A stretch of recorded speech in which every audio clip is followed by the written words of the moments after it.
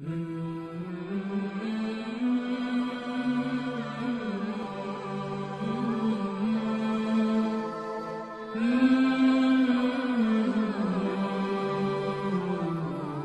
دفعہ حضرت خواجہ حسن بصری رحمت اللہ علیہ اپنے مریدین کی جماعت کے ساتھ حج بیت اللہ پر جا رہے تھے۔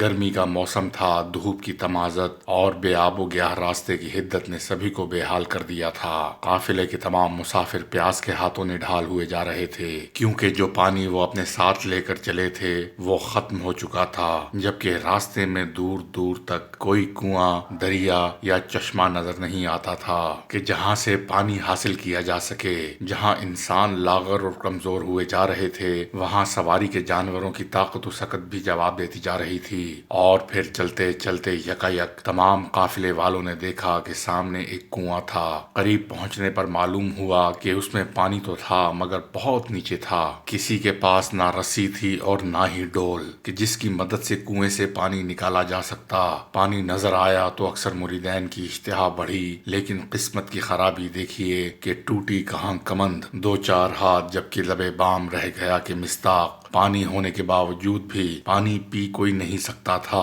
سبھی مریدین نے حضرت خواجہ حسن بصری رحمت اللہ علیہ سے درخواست کی کہ وہ اس مسئلے کا کوئی حل نکالیں تاکہ لوگوں اور جانوروں کی جان میں جان آئے۔ حضرت خواجہ حسن بصری رحمت اللہ علیہ نے آسمان کی جانب نگاہ کی اور لوگوں کو ہدایت کی کہ تم لوگ انتظار کرو کہ جب کہ میں 2 رکعت نفل نماز کی ادائیگی کے بعد رب کریم کی بارگاہ کرم میں دعا و التجا کرتا ہوں، اللہ نے چاہا تو پانی ضرور ملے گا۔ حضرت حسن بصری رحمت اللہ علیہ نے 2 رکعت نماز نفل ادا کی اور پھر دعا کے لیے ہاتھ اٹھائے ہی تھے کہ قافلے والوں نے دیکھا کہ کنویں کی نچلی سطح کا پانی خود بخود اوپر آنے لگا۔ سبھی مریدین دوڑے ہوئے کنویں کے قریب پہنچے۔ پانی اوپر ہوتا ہوتا بالآخر کنویں کی منڈیر تک پہنچ گیا۔ قافلے میں شامل تمام مریدین نے خوب جی بھر کر پانی پیا اور سواری کے جانوروں کو بھی پلایا۔ جب سب مریدین پانی پی چکے تو چند ارادت مندوں کے دل میں خیال پیدا ہوا کہ کیوں نہ کنویں کے پانی سے اپنے برتن بھر لیے جائیں تاکہ راستے میں کسی قسم کی تکلیف یا کمی کا سامنا نہ کرنا پڑے۔ جیسے ہی وہ لوگ برتن لے کر کنویں کے قریب پہنچے تو پانی یکلخت نیچے اتر گیا۔ اس صورتحال میں حضرت خواجہ حسن بصری رحمت اللہ علیہ کے مریدین نے خوف محسوس کیا۔ وہ پریشان ہو کر حضرت خواجہ حسن بصری رحمت اللہ علیہ کے پاس پہنچے۔ آپ رحمت اللہ علیہ ابھی دعا کر کے فارغ ہی ہوئے تھے۔ اس سے پیشتر کے مریدین آپ کو کوئی بات بتاتے۔ آپ رحمت اللہ علیہ نے مریدین سے مخاطب ہو کر کہا، مجھے بہت افسوس بھی ہے اور دکھ بھی کہ تم نے رب تعالیٰ پر بھروسہ نہیں کیا، توکل علی اللہ سے کام نہیں لیا، قناعت سے منہ موڑ لیا، کل کی فکر میں پڑ گئے، پانی آنے والے وقت کے لیے جمع کرنے کی آرزو کی۔ یہی وجہ ہے کہ پانی کنویں کی منڈیر سے بہت نیچے چلا گیا کہ آئندہ ہمارا رب ہمیں پانی نہ دیتا۔ تم نے لالچ سے کام لیا، مجھے تم سے یہ توقع نہ تھی۔ اسی سفر کے دوران میں خوراک کا ذخیرہ بالکل ختم ہو کر رہ گیا۔ 1-2 وقت کا فاقہ تو سبھی مریدین نے برداشت کر لیا، مگر سفر کی مشقت اور گرمی کی حدت کے باعث زیادہ دیر تک بھوک کی شدت نہ سہار سکے اور کمزوری اور نقاہت نے غلبہ پا لیا۔ ارادت مندوں نے اپنے مرشد و مربی حضرت خواجہ حسن بصری رحمت اللہ علیہ سے اپنی حاجت و ضرورت بیان کی اور بتایا کہ مزید بھوک برداشت کرنا ان کے حوصلے اور ہمت سے باہر ہے۔ حضرت خواجہ حسن بصری رحمت اللہ علیہ نے اب ایک بار پھر آسمان کی جانب نگاہ کی اور بھرپور انداز میں نعرہ تکبیر بلند کیا۔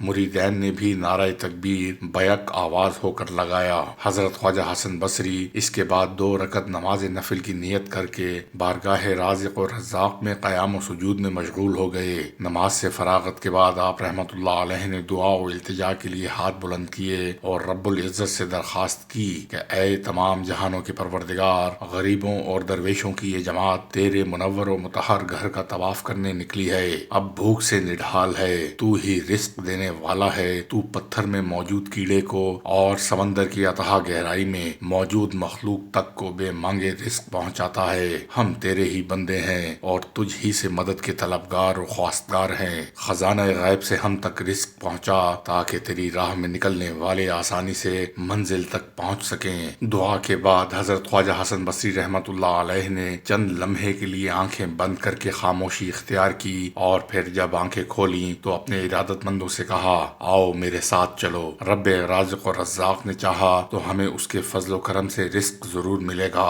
اور پھر چند قدم کے فاصلے پر حضرت خواجہ حسن بصری رحمت اللہ علیہ نے اپنے مریدین کے ہم رکاب چلتے ہوئے رک گئے کہ آپ دیکھتے ہیں کہ وہاں سامنے کھجور کا ایک درخت تھا جو بہت ہی اونچا تھا، جس تک پہنچنا محال تھا، تاہم اس پر بڑی بھرپور کھجوریں لگی تھیں۔ حضرت خواجہ حسن بصری رحمت اللہ علیہ نے نیچے ایک چادر بچھائی اور کھجوروں کو ہدایت کی کہ خدا تعالی جل شانہ کے حکم سے نیچے گر پڑیں۔ آپ رحمت اللہ علیہ کا یہ کہنا تھا کہ کھجوروں کی بارش شروع ہو گئی، کھجوروں کا ایک معقول مقدار میں ڈھیر لگ گیا۔ آپ رحمت اللہ علیہ نے مریدین کو حکم دیا کہ جی بھر کر کھاؤ اور اپنی بھوک مٹاؤ، مگر آنے والے وقت کے لیے سنبھال کر نہ رکھنا، ورنہ ان سے بھی جاتے رہو گے۔ تمام مریدین نے کھجوریں کھانے کا آغاز کیا تو وہ یہ دیکھ کر حیران رہ گئے کہ ہر کھجور میں گٹھلی سونے کی تھی، اور یہ کہ دو چار کھجوریں ہی کھانے سے آدمی سیر ہو جاتا تھا۔ مریدین نے حضرت خواجہ حسن بصری رحمت اللہ علیہ سے سونے کی گٹھلیوں کے بارے میں دریافت کیا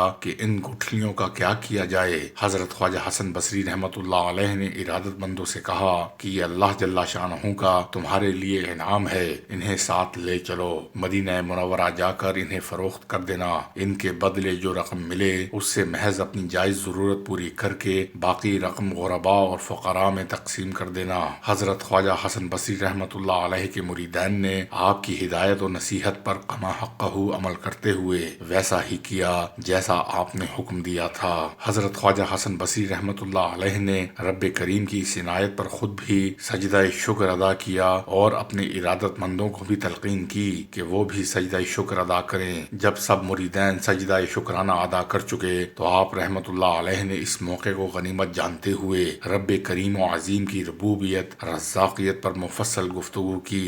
آپ رحمت اللہ علیہ کی گفتگو ختم ہوئی تو آپ کے ایک مرید نے آپ سے سوال کیا، یا حضرت یہ فرمائیے اور بتائیے کہ اعمال کی بربادی کا باعث کون سی چیز ہوتی ہے؟ حضرت خواجہ حسن بصری رحمت اللہ علیہ نے سوال سنتے ہی بے ساختگی سے کہا، اعمال کی بربادی کا سبب صرف اور صرف دل مردہ ہے۔ ارادت مندوں نے پوچھا، یا حضرت دل کس طرح مردہ ہوتا ہے؟ حضرت خواجہ حسن بصری رحمت اللہ علیہ نے کہا، جب ہوس، لالچ، طمع اور خود غرضی دماغ سے ہوتی ہوئی دل پر غلبہ پا لیتی ہے تو پھر دل مردہ ہو جاتا ہے، اور جب دل مردہ ہوتا ہے تو تمام تر نیک اعمال ضائع اور برباد ہو جاتے ہیں۔ حضرت خواجہ حسن بصری رحمت اللہ علیہ کا واعظ و درس بہت معروف و مقبول تھا۔ لوگوں کی ایک کثیر تعداد آپ رحمت اللہ علیہ کے واعظ و درس میں شریک ہوتی اور علم و معرفت کے انمول موتی اپنی جھولیوں میں بھرتی۔ حضرت خواجہ حسن بصری رحمت اللہ علیہ کے درس کا موضوع اللہ تبارک و تعالی کی رضا و خوشنودی، نبی اکرم صلی اللہ علیہ وآلہ وسلم کی شفاعت، بزرگان دین کی امداد و معاونت اور آخرت کی دولت ہوتا تھا۔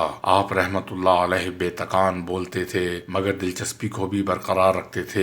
درس کے بعد لوگوں کے سوالات کے مدلل اور مؤثر جوابات بھی دیتے۔ آپ حاضرین مجلس کو نصیحت کرتے کہ ہمیشہ اچھے لوگوں کی صحبت اور رفاقت اختیار کرو، صرف اور صرف رب وحدہ لا شریک کی رضا کی خاطر اولیاء کرام کی محافل میں حاضری دو، اپنے ذاتی مقاصد اور اپنی خواہشات کے حصول کی خاطر صوفیاء کرام کے گرد مت جمع ہو، ورنہ رب ذوالجلال کڑی سے کڑی سزا دے گا۔ دین اسلام میں دنیاوی خود غرضی و مطلب براری کے لیے کوئی جگہ نہیں ہے، البتہ خدا کی خوشنودی کی خواہش ضرور رکھو کہ اسی میں دین و دنیا کی فلاح ہے۔